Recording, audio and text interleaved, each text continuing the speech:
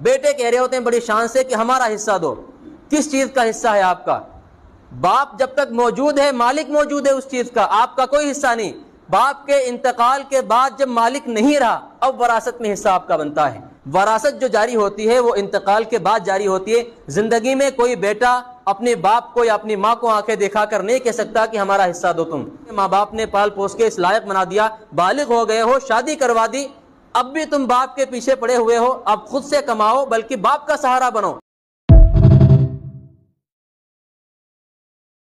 برہمدیو، پرشن یہ کبھی تھا ہی نہیں کہ ہم تینوں میں شریشٹتم کون ہے، کیونکہ آدی کال سے ہی کوئی تو ہے جو ہم سے پرے ہے، جو ہم سے ادھک شکتیشالی ہے، اور کداچت ہمارا سرجن بھی اسی نے کیا ہے.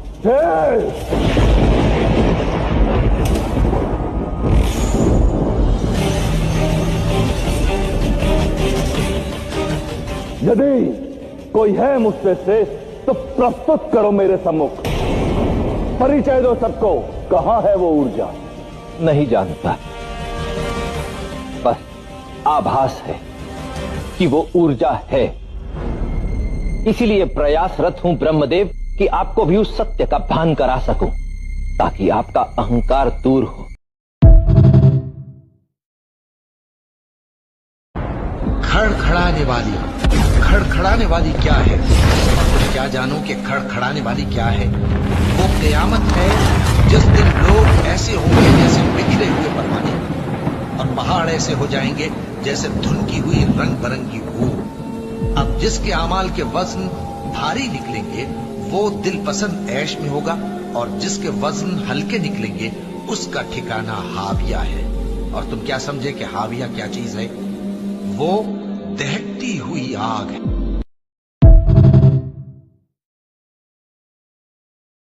یہ بھی سن رکھو کہ نیکوکاروں کے اعمال نامے علیین میں ہوں گے. تم کو کیا معلوم کہ علیین کیا چیز ہے؟ ایک دفتر ہے لکھا ہوا جس کے پاس مقرب فرشتے حاضر ہوتی ہیں. بے شک نیک لوگ نعمتوں میں ہوں گے، تختوں پر بیٹھے ہوئے نظارے کریں گے. تم ان کے چہروں ہی سے نعمت کی تازگی معلوم کر لو گے.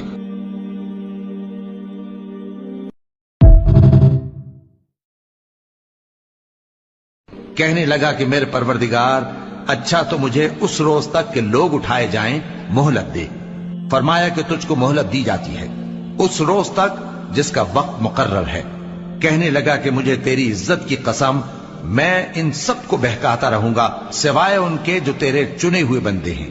فرمایا ٹھیک ہے، اور میں ٹھیک ہی کہتا ہوں کہ میں تجھ سے اور جو ان میں سے تیری پیروی کریں گے سب سے جہنم کو بھر دوں گا.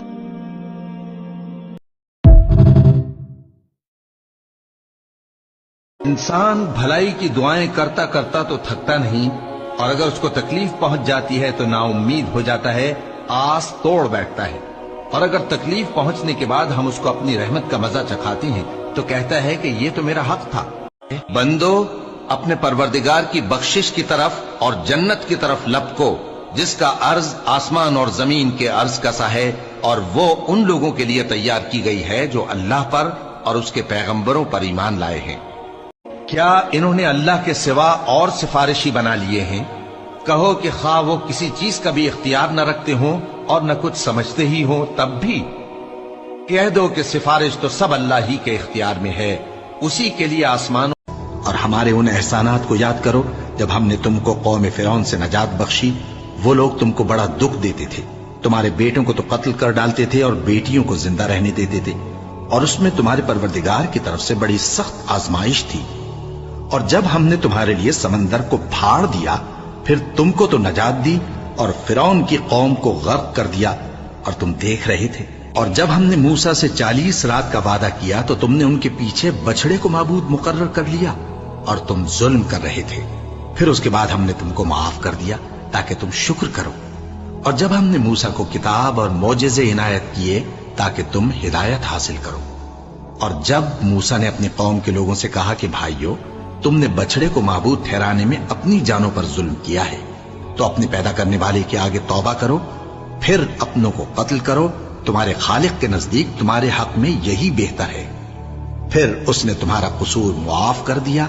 वो बेशक बड़ा मुआफ करने वाला है, बड़ा मेहरबान है।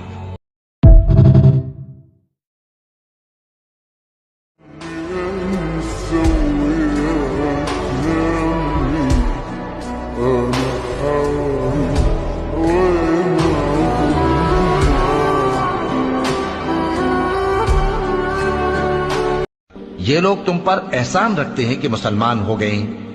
कह दो कि अपने मुसलमान होने का मुझ पर एहसान न रखो, बल्कि अल्लाह तुम पर एहसान रखता है कि उसने तुम्हें ईमान का रास्ता दिखाया, बशर्ते कि तुम सच्चे मुसलमान हो। हर गीबत करने वाले, ताने देने वाले की खराबी है जो माल जमा करता है और उसको गिन गिन कर रखता है। शायद वो ख्याल करता है कि उसका माल उसकी हमेशा की जिंदगी का मूजिब होगा।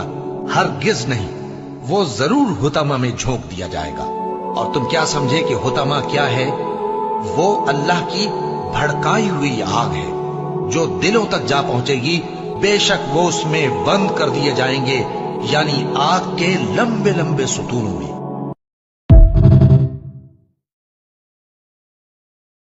ये लोग अल्लाह के सिवा जो परस्तिश करते हैं तो कुछ देवियों की, और पुकारते भी हैं तो शैतान सरकशी को, जिस पर अल्लाह ने लानत की है। और वो अल्लाह से कहने लगा, मैं तेरे बंदों से गैरुल्लाह की नियाज दिलवाकर माल का एक मुकद्दर और बड़ी बड़ी आंखों वाली हूरें जैसे हिफाजत से रखे हुए आबदार मोती, ये उनके अमाल का बदला है जो वो करते थे। वहां न वो बेहुदा बात सुनेंगे और न गाली गलोच। हाँ, उनका कलाम सलाम सलाम होगा। और दाहिने हाथ वाले, क्या कहने हैं दाहिने हाथ वालों के, वो बेकांटों की बेरियों और तह बतह केलों और लंबे लंबे सायों और बहते पानी के चश्मों और बहुत से मेवों के बागों में होंगे जो न कभी खत्म हो और न उन पर कोई रोक टोक होगी, और ऊंचे ऊंचे बिस्तरों पर आराम करेंगे।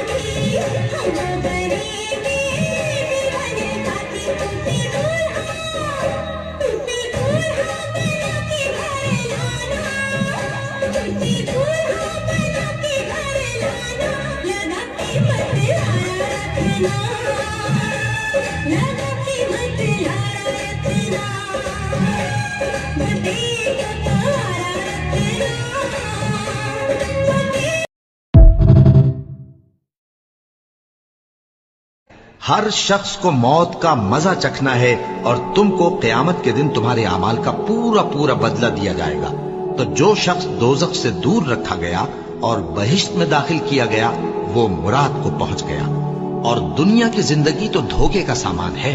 ए अहले ईमान, तुम्हारे मालो जान में तुम्हारी आजमाइश जरूर की जाएगी, और तुम अहले किताब से और उन लोगों से जो मुशरिक हैं बहुत सी ईजा की बातें सुनोगे। तो अगर सब्र और परहेजगारी करते रहोगे तो ये बड़ी हिम्मत के काम है।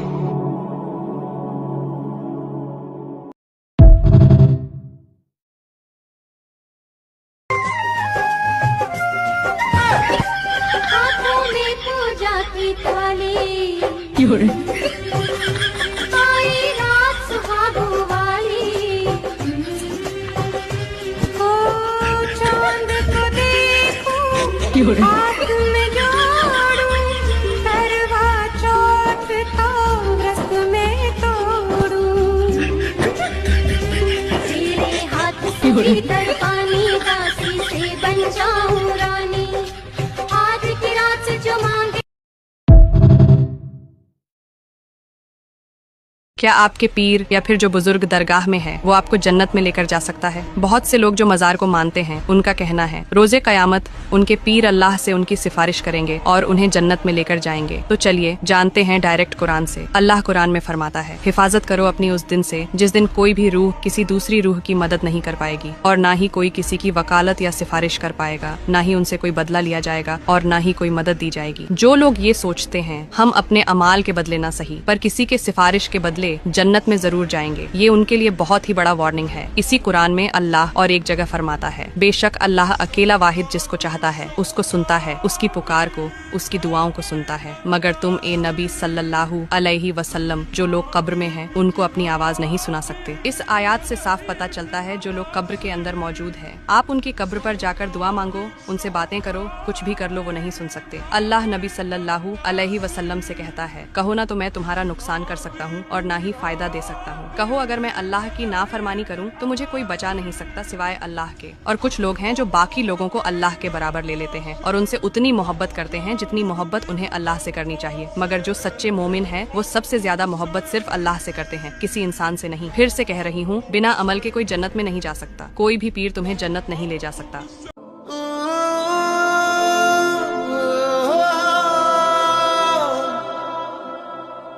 اسلام دھرم کیا ہے؟ بہت اچھا سوال آپ نے کیا۔ مجھے لگتا ہے کہ اس کی آج کے وقت میں اس کی سب سے زیادہ ضرورت ہے۔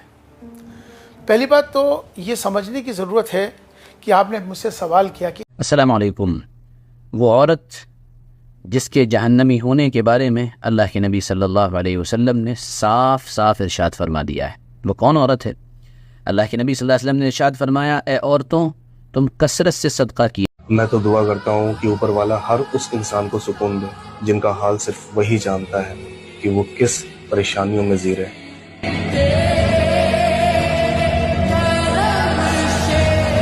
زندگی میں کسی پر بھی بھروسہ کر لینا، لیکن روتی ہوئی لڑکی اور ہنستے ہوئے مرد پہ کبھی بھروسہ مت کرنا، کیونکہ ہزار کالے راز چھپا کر بھی لڑکی بہت معصومیت سے رو لیتی ہے، اور مرد کی ہنسی کے پیچھے کتنا درد چھپا ہوتا ہے یہ دنیا میں کوئی بھی اندازہ نہیں لگا سکتا، اسپیشلی لڑکی تو بالکل نہیں۔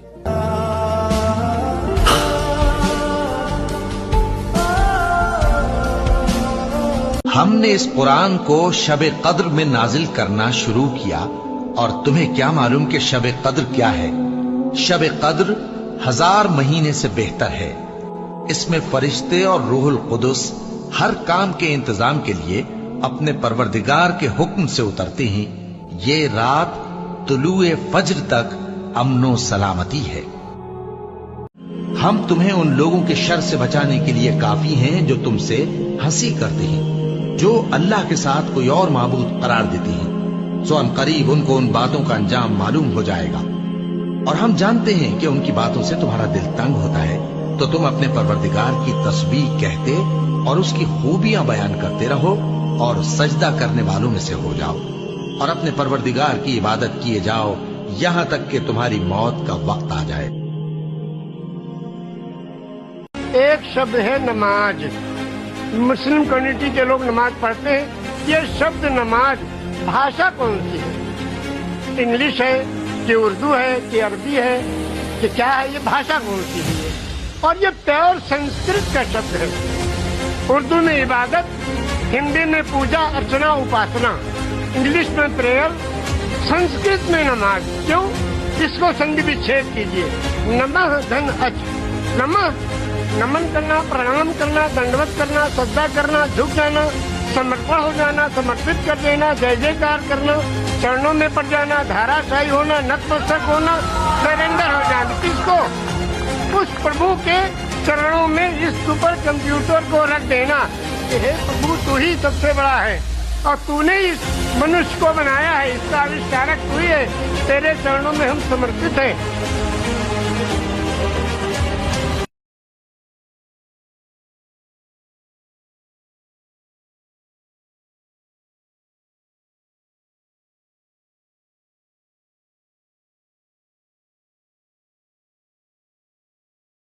جب لوگوں نے نہ مانا تو نوح نے اللہ سے عرض کی کہ پروردگار میں اپنی قوم کو رات دن بلاتا رہا، لیکن میرے بلانے سے وہ اور زیادہ گریز کرتے رہے۔ جب جب میں نے ان کو بلایا کہ توبہ کریں اور تو ان کو معاف فرمائے تو انہوں نے اپنے کانوں میں انگلیاں دے لی اور اپنے اوپر کپڑے اوڑھ لیے اور اڑ گئے اور خوب تکبر کرنے لگے. پھر میں ان کو بلند آواز سے بھی بلاتا رہا, پھر علانیہ بھی اور رازداری سے بھی سمجھاتا رہا. پھر میں نے کہا کہ اپنے پروردگار سے معافی مانگو کہ وہ بڑا معاف کرنے والا ہے. وہ تم پر آسمان سے موسلا دھار میں برسائے گا اور تمہارے مال اور بیٹوں میں اضافہ کرے گا اور تمہیں باغ عطا کرے گا اور ان میں تمہارے لیے نہریں بہا دے گا. تم کو کیا ہوا ہے کہ تم اللہ کی عظمت کا اعتقاد نہیں رکھتے, حالانکہ اس نے تم کو طرح طرح کی حالتوں میں پیدا کیا ہے. کیا تم نے نہیں دیکھا کہ اللہ نے 7 آسمان کیسے اوپر تلے بنائے ہیں اور چاند کو ان میں روشن بنایا ہے اور سورج کو چراغ بنا دیا ہے, اور اللہ ہی نے تم کو زمین سے ایک خاص طرح سے پیدا کیا ہے, پھر اسی میں تمہیں وہ لوٹا دے گا اور اسی سے تم کو نکال کھڑا کرے گا. کیا تم یہ خیال کرتے ہو کہ ہم نے تم کو بے مقصد پیدا کیا ہے اور یہ کہ تم ہماری طرف لوٹ کر نہیں آؤ گے؟ تو اللہ جو سچا بادشاہ ہے اس کی شان اس سے اونچی ہے, اس کے سوا کوئی معبود نہیں, وہی. اور تم اپنے پروردگار کے حکم کے انتظار میں صبر کیے رہو. تم تو ہماری آنکھوں کے سامنے ہو, اور جب اٹھا کرو تو اپنے پروردگار کی تعریف کے ساتھ تسبیح کیا کرو, اور رات کے بعض اوقات میں بھی اور ستاروں کے غروب ہونے کے بعد بھی اس کی تسبیح کیا کرو. تو انسان کو دیکھنا چاہیے کہ وہ کاہے سے پیدا ہوا ہے. وہ اچھلتے ہوئے پانی سے پیدا ہوا ہے جو پیٹھ اور سینے کے بیچ میں سے نکلتا ہے. بے شک وہ یعنی خالق اس کو دوبارہ پیدا کرنے پر قادر ہے. جس دن دلوں کے بھید جانچے جائیں گے تو انسان کی کچھ پیش نہ چل سکے گی اور نہ کوئی اس کا مددگار ہوگا. آسمان کی قسم جو مے برساتا ہے اور زمین کی قسم جو پھٹ جاتی ہے کہ یہ فیصلہ کن کلام ہے اور یہ کوئی مذاق نہیں. پیریڈ شروع ہونے سے 4-5 دن پہلے سے ٹھنڈی کھٹی باسی اور جنک فوڈ کھانا بند کر دینا چاہیے, کیونکہ ان کو کھانے سے بلڈ کریمپ بنتے ہیں جس سے درد ادھک ہوتا ہے. اس ویڈیو کو اپنے فیمیل دوست کے ساتھ ضرور شیئر کریں. اور تم کچھ بھی نہیں چاہ سکتے مگر جو اللہ کو منظور ہو. بے شک اللہ جاننے والا ہے, حکمت والا ہے. وہ جس کو چاہتا ہے اپنی رحمت میں داخل کر لیتا ہے, اور ظالموں کے لیے اس نے دکھ دینے والا عذاب تیار کر رکھا ہے.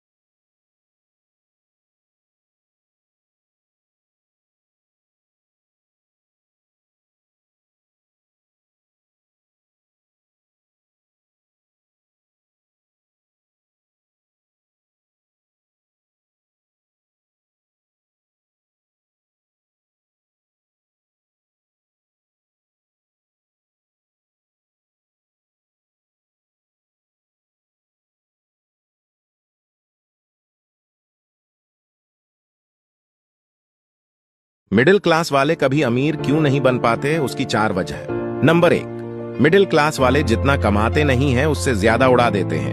नंबर 2, मिडिल क्लास वाले अपना पैसा इमरजेंसी के लिए नहीं बचाते हैं, जरूरत पड़ने पर दूसरों से मांगने चले जाते हैं.